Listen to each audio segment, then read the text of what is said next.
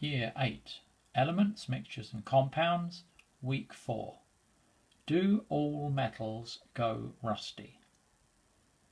Metals are very useful materials because of their properties.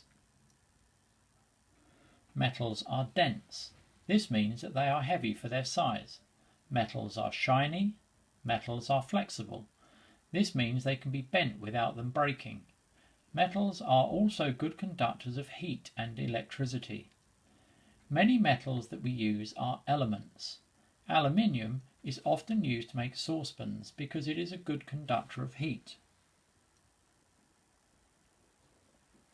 Copper is used to make electrical cables because it is a good conductor of electricity.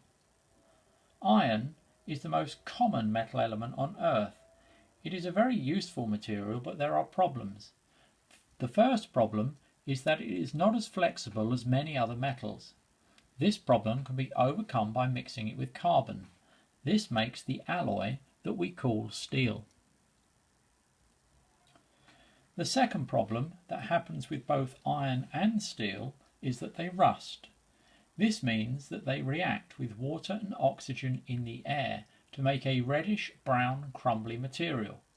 This material is actually a chemical called iron hydroxide, but in everyday life we call it rust.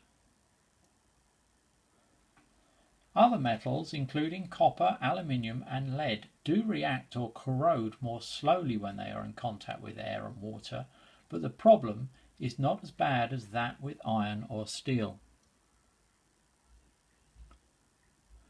Rust can make iron or steel very weak. The bridge in this picture collapsed because parts of it rusted.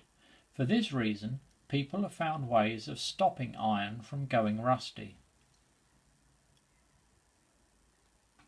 Painting these iron railings does not only make them look more attractive, it also stops them from going rusty. Paint stops iron going rusty because it blocks out the water and oxygen in the air. They may have to be painted every few years because if the paint is chipped or cracked, the iron will be exposed to water and oxygen in the air.